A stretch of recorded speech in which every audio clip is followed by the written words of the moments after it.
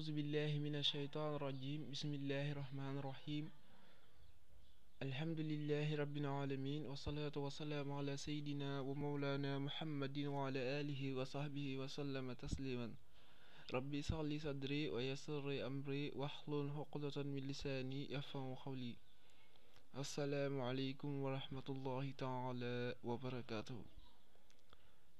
mbokk yi ñu ngi leen di nuyu di leen fay di leen dalal ci suñu chaîne Nouroullahi 322 TV tey nag ñëwoon ngir baaxe leen benn secret incha allah bu kéemaane gannaaw bi ñu toogee ay fan dikk ñu ngir yittey jamono rek incha allah.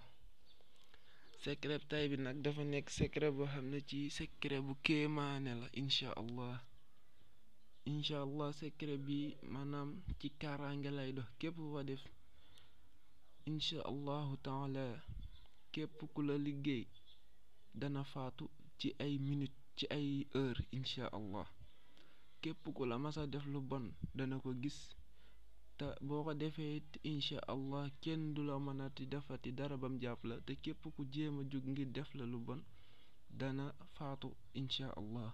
mu di secret tabbat yadaa bu kéemaane da ngay bind li ngay jàkkaaroo rek boo bindee après nga bind sooratu tabbat yadaa sooratul masjid ji muy tabbat yadaa abi lahabin ba mu jeex soo pare nga bind ko ñaar fukki yoon soo pare nga tëjee ko allahumma salli ala sayyidina muhammadin wa sallim boo paree tasliman amin fayakun boo paree nga def ko saafara sangoo ko juróom-ñaari fan incha allahu taala. képp ko jóg ngir liggéey la moo xam-xam-xamu nóor zulmaani yu la yore moo xam lu munti yore fétiche wala magie noire lépp lu munti yore incha allahu taala bu jógee ngir def la lu bon moo xam njabar wala fas ak lu munti yore suñu boroom dana ko faat incha allahu taala. képp ku la ko def képp ku la ko masa def dana ko gis incha allahu taala. mu des kaaraange gu mat sëkk gu kéemaane incha allah. waaye dañ leen ñaan ngeen abonné ci chaîne bi ngir ngeen am yeneen vidéo yi ñëw incha allah. di leen ñaan it ngeen di partager vidéo yi ngir bépp doomu aadama man see jariñu incha allah. ndax ñun kat doomu aadama yi képp lan fi nekkal moo tax ñuy génnee secret yi ni di leen waxit gën a soññ ngeen abonné incha allah. ndax li ñu war a dugal bari na lool te incha allah lépp lu ñu yàlla xamal daan ko indi fii bu fi waree ñëw incha allah.